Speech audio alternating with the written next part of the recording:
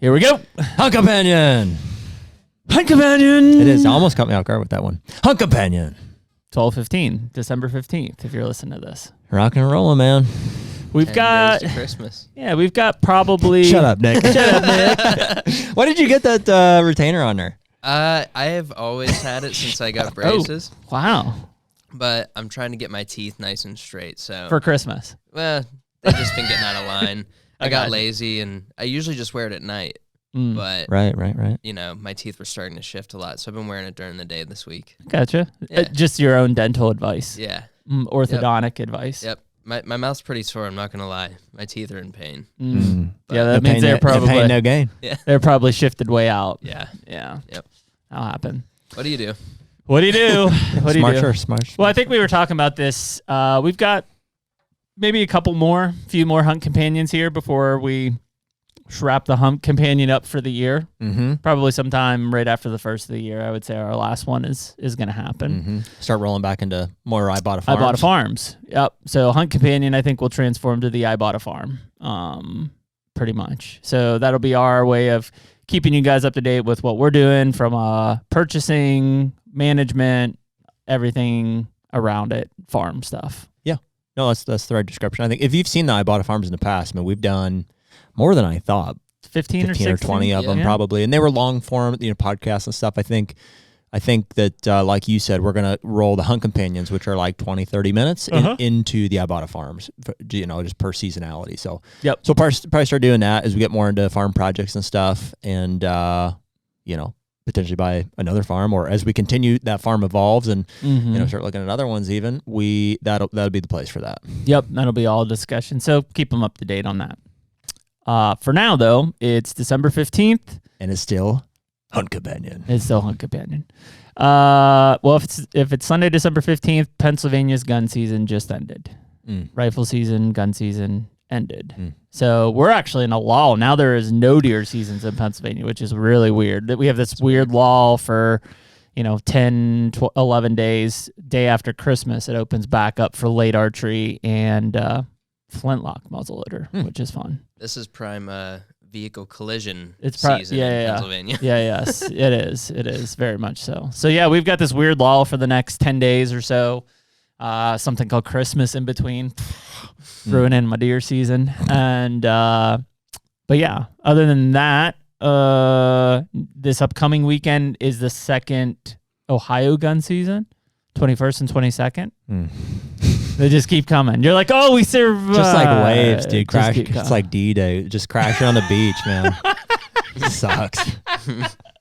Yeah, they just keep coming. So you got that coming up. It's just expensive. I have to keep going and putting corn out to try to keep somebody alive. There's an Illinois muzzleloader season at some point. I'm not sure. Yeah, next week, I think. Is it? Is it in December still? Well, wait a minute. Yeah, it's the 21st or whatever. Like, not this coming weekend as we're recording this, but yeah, it is this coming weekend. Not in Ohio. That's next weekend. 21st. Yeah. That's the same weekend. That's next weekend. Not this weekend. Oh, like as we're recording this. Right. Yeah, I gotcha. Yes, correct. Yeah, so kind of these last gun seasons, muzzleloader seasons coming in, late season. Bunch of people talking about shed bucks already, which is kind of interesting. I saw one half shed out in Ohio. Personally. Picture. Oh, a guy you know. He and her. Yeah. Yeah, I got a picture of one. Really? Wow. That's wild. That's early. A little bit. Yeah, I mean, typically. It's been cold, though. I mean, I know we just kind of came off like this couple 50-degree-ish days, but like it's cold. December's been pretty freaking cold compared to the last few years. It's cold. Yeah. Think that stress is just starting to like kick them off? Not from cold. I think it's just you're going to have deer every year, I think, that like are potentially injured or came into the season with or whatever, Yep. Some guys just, can't hang. They got COVID. Yeah. Kicking them off. Yeah. I'm excited to find some, I like finding sheds, but that time of year, as we're looking out into like February, March timeframe, I guess it is more imperative that we spend our time scouting. Very much so. But our excuse to do that is shed hunting. And it does overlap. Yeah, it's like I'm walking, I'm scouting with a purpose of maybe finding a shed. I'm always looking. Yeah, doesn't happen often, but I walk a lot. I scout a lot don't find a shed a lot. Yeah. You gotta know where to look. Mm-hmm. Well, I mean, what strategy right now is still pretty much, at least from a hunting standpoint, is like bed food afternoons. Like that's it, right? Yeah. Well, and it still is just very much, you know what I mean? It's like, this is the point in the season where you got to look in the mirror and be like, what am I doing here? Mm-hmm. No, I'm just kidding. No, but it is the time Who am I? The time for reflection to be like, you know, how has the season gone at this point? A lot of people, this is it. You know what I mean? It's like once the gun seasons wrap up, you know, that's kind of the end of it. They're done. And you have this holiday lull and stuff too.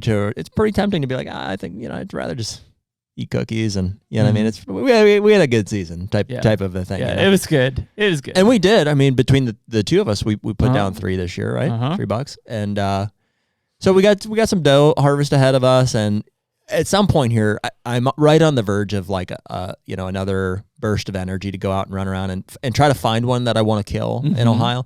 I do have. There's a 5-year-old that I just at this point. It's not like he's not a giant, but he's a, you know, he's a mid 40s 8-point, maybe 50s 8-point. One of the deer you've been chasing all year. I would have definitely shot him earlier in the season, and there's just a tipping point, and maybe it's gun season. It's like once they reach these times of the season that they're likely not to live through, but then they do, to where I'm like, all right, let's just see what he's got. You know, I'm not that mad at him.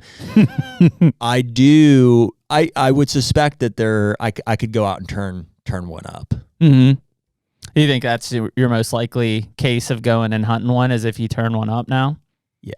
Yeah. I think so. And the reality of what that looks like is they're little island pieces. And so, and hey, if you don't like this, you take it up with the state. I'm going to go dump some corn piles in some random spots and just to see what pulls in. Just do inventory. And then, if something's there, you know, we'll put a strategy together. So I think that makes the most sense. I mean, I'm going to hunt. We're filming this on a Thursday. I'm going to hunt tomorrow for gun season. That'll be I haven't hunted personally at all in gun season. So I'll hunt tomorrow. I told you, I just want to walk around, scout. It's a good day to do it in the morning. It's going to be cold. There's a little bit of snow up on the mountain. Yeah. Yeah, it'd be fun. I do miss being I might out. shoot, I've got, did you see I set up that Rambo e-bike in there? So I've got a game cart with it too. I might ride that out there, and if I see a doe, I've got a doe tag. Like, I almost would rather shoot a doe up on public than behind my house right now. I haven't really seen much. So yeah, I might just shoot one and grind. But yeah, other than that, I've got a 5-year-old in Kentucky, and similar to you at this point, I'm kind of like, he's going to make it, at least from my side. Somebody else might kill him, but he's going to make it from my end. And if I find one behind my cabin property that shows up, like, I could still see myself trying to kill it with like a recurve or something. But beyond that, I'm kind of... Yeah. Well, dude, I mean, that's a conservation mindset. I want to kill some does. It's like, what's there to be mad at about our seasons? Like, I killed the biggest buck of my life. You killed 2 of them, and it's, you know, you want to leave some. You want to leave something for next year. You know, and ideally more than what you had this year. You know, to keep stockpiling and investing into, you know, your properties and your herds and stuff. I'm trying to embrace the mindset of like, everything's good. Like, those deer are gonna make it, and I can go out and like just kill some does where I need to kill some does, and like, I don't need to kill any does in Kentucky, but I need to kill some does in Ohio, and just be able to go do that and like, be good with it. I kind of feel the same way about Illinois too. I mean, if one of those matures was like that, 11's vulnerable. Yeah, he's not consistent though. It doesn't seem like. He's 5-year-old, don't you think? Yep. Yeah. So I mean, a lot of factors there. It's like. Yeah, well, we're starting. He may be killable, and again, another one I absolutely would have killed. Not that I would pass him at this point, but it's like to make the decision to drive. I there would to pass hunt that him. 9 who's broke off. now. Yeah, for sure. It is nice though. You're starting to have some discussions with the neighbors, so there's a little like data and picture. Hooked up with one of the neighbors the other day, so that helps a lot. Big piece of ground to the north of us for sale. Anybody's got $8,500 an acre in their pocket. Oh yeah, looking for a cool 3.5 mil. Well, it's like 400 acres, though. It's a 400. A lot of tillable. And along the river. I mean, it's a banging piece. I'm sure there's giants up there. Yeah. Worth it's okay. Worth $3.5 million? I mean, it is worth that. Would I buy it because as of the tillable as a deer hunter? As an investment side? Yeah. Yeah, it's $400 an acre cash rent ground. Yeah, it's not the best bang for your buck for a deer hunting property by any means. But it's a nice property. Think he cut that timber off for us? What? Cut the timber off? There's not very much. There's not a whole lot. I know. Oh. I see what you mean. Yeah, it's okay. I mean, yeah. I don't know. Yeah, well, that is kind of where the mindset has shifted to here now, and this is the time of year for it. It's like, especially in farm country, it's between crop rotations. It's like that's when land changes hands. So, yes, we're looking. Yeah, I mean, we've got some plans. Yeah, we have some plans to see. We've been talking a lot. I mean, the things that we're thinking about already is we're going to be hunting Kansas next year, almost guaranteed. Almost. Yeah. Oh yeah, it's happening with our points with the dads. So that really looking forward to that. Next year will be a Kansas trip again, and that'll be fun. And so that we were just looking at properties, and we're like, hey, if we're gonna do these kind of things, we need to go shed hunt them. So I'm really excited to go back. Something about Kansas just feels like home. Kansas is cool. Yeah, man. It's just, to our last podcast we had, which won't have aired yet, but it will, with William McKinley at Mississippi. It's like, there's just a lot of mature bucks out there. There's giants too, but there's just a lot of big mature bucks out there, which is what I want to hunt. Mm-hmm. I just want to be in the game for mature bucks. Yeah. And Kansas has them.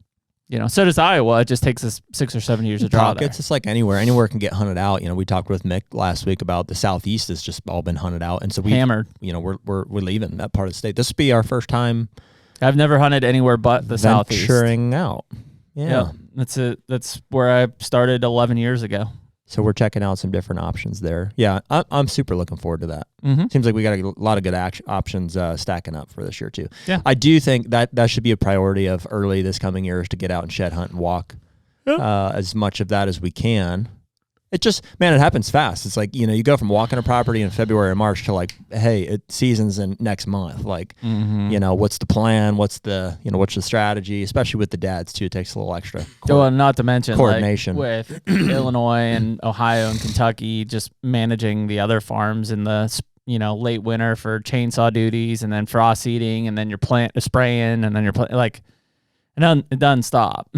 It happens fast. Yeah. Seems like every year we're like, okay, I think we're ahead of the game. We're behind. Yeah. Well, a lot of these projects, they roll from one year to the next, like especially when you're talking about tree plantings, like warm season grass plantings, TSI and timber stuff.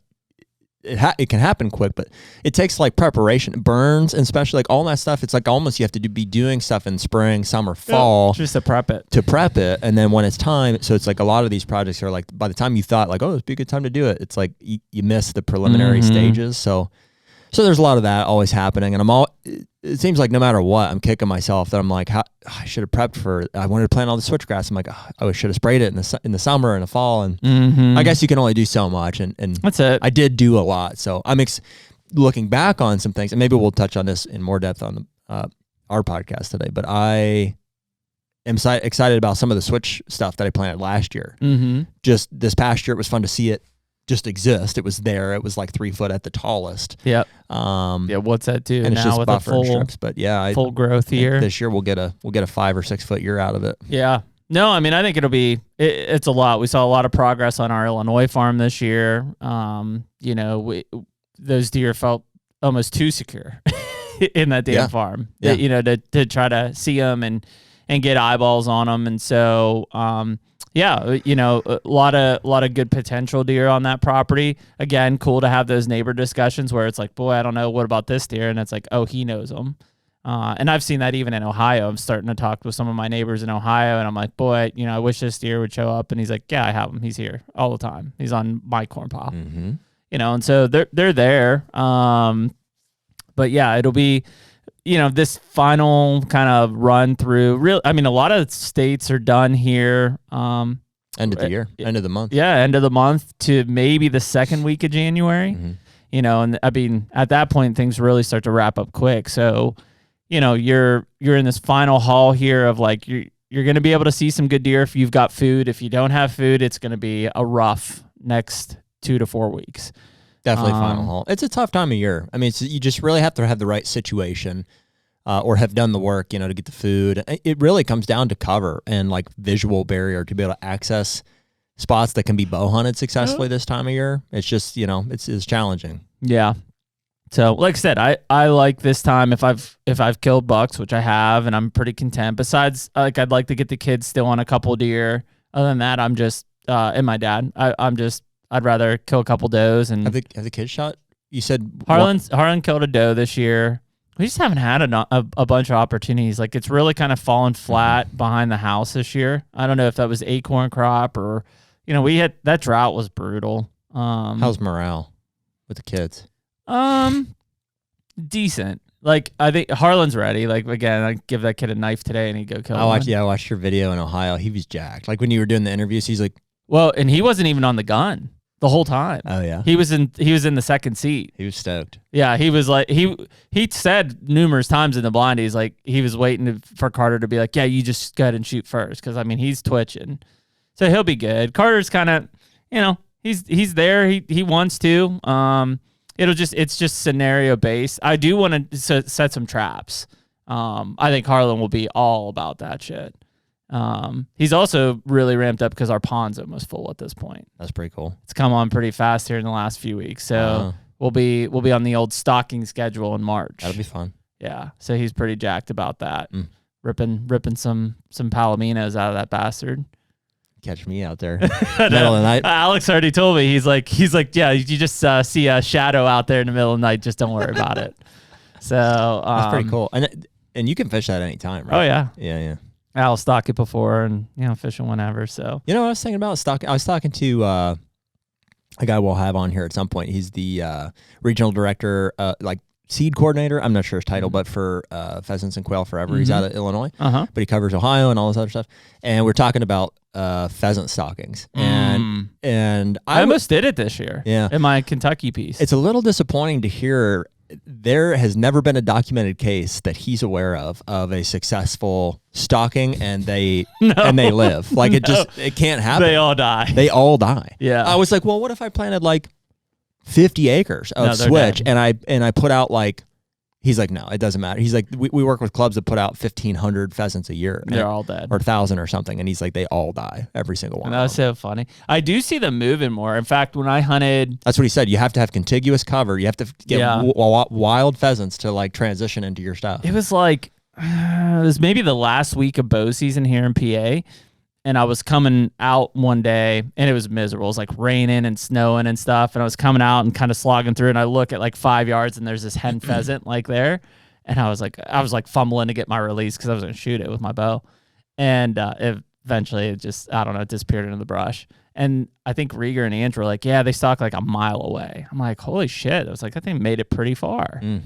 So. Well, there was pheasants. There was a rooster, maybe 2 roosters and a hen that lived behind my parents' house. I remember that. I'm pretty sure it was 2 years. Boy, the foxes are. But there's no way they were on them, and coyotes. But fox are. Yeah, and bobcats. Bobcats are the one. But in Ohio, I mean, we can't kill bobcats. So I mean, they're everywhere. Bobcats, and then your nest predators, apex predators, man. Yeah, well, raccoons and possums even on the nests and stuff. So, well, but regardless, it would be fun and I am going to plant some of the switch regardless. So it'd be fun to stalk, and because I've got those Brittany Spaniels, it'd be worthwhile just to have them work it. I got a good quote from a guy in Kentucky who I was going to get pheasants and bob whites from him and just put them out. And it's not like that expensive, right? No, I could have bought like a dozen of each bird for, I think it was like $210 total. Oh, wow. There you go. Yeah. It'd be fun. Yeah. And we'd probably just, I don't know, if you could find somewhere local, you'd probably stock them once a month.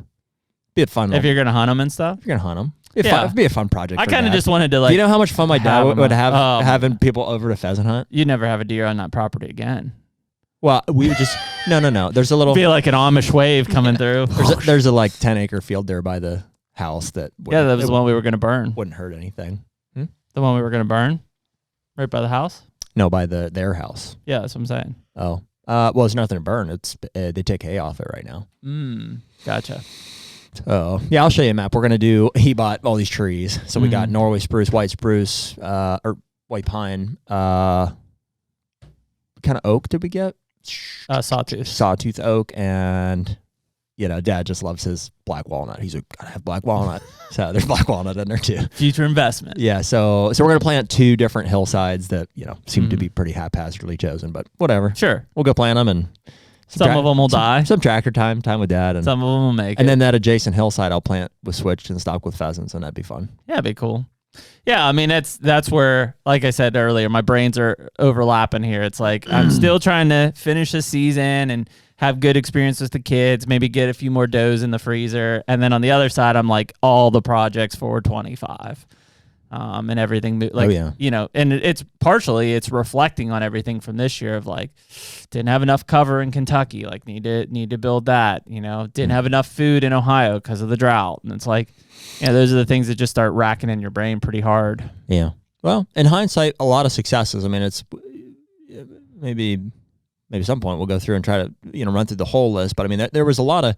It's hard in Ohio to keep perspective because it's like I feel like my expectation just grows so fast that the reality is hard to keep up. And so like it wasn't long ago, and I have to be real about this with our guys that are hunting it is like we were targeting 4-year-olds like And I think this was the first year that we were on the fence where I was like, yeah, I mean, if you guys want to shoot them, like, okay, I'm not going to tell you not to, but boy, it'd be nice if they'd make it, and so this year on like the part of the farm where I think they can survive and stuff, we got a 5-year-old still alive, we have a 4-year-old still alive, I got a couple 3-year-olds, so like while I'd like for there to be 3 5-year-olds that I'm like, oh, these are going to be giants next year, Not the reality. Yeah, I'm happy with progress.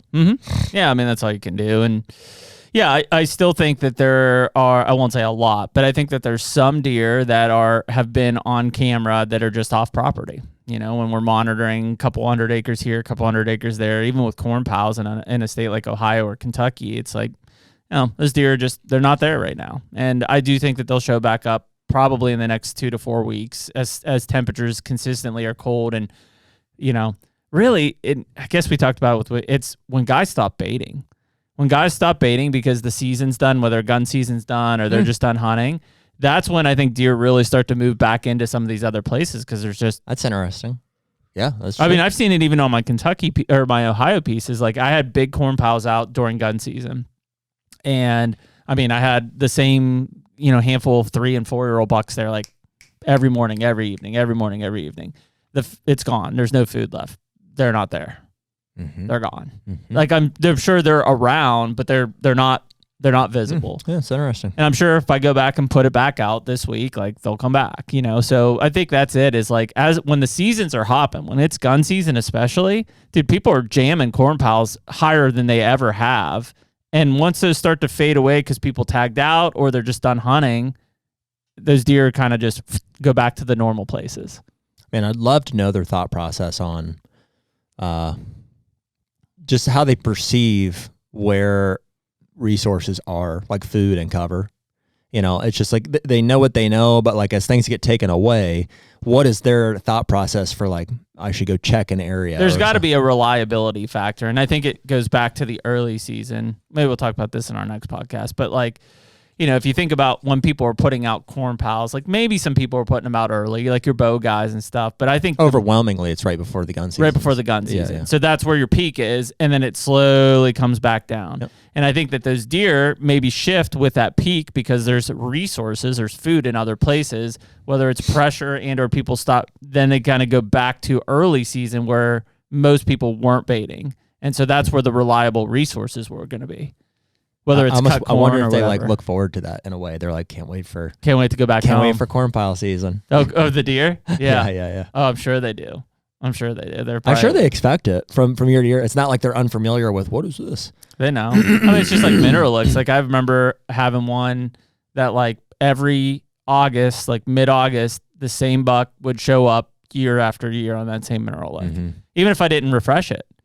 Like he just would come back and then start hitting it then. Dude, there's a pretty good chance that Temptation buck is going to live. He seems pretty safe up at East Twin. That'd be a big one next year if so. Yeah, that's one of those ones where I'm like, as much as I'd love to see, like there's just no way I'm going to get anybody to pass him next year. It's going to be mid-60s as probably. A 4-year-old. I bet he's mid-60s, yeah. Might be the biggest buck on your farm.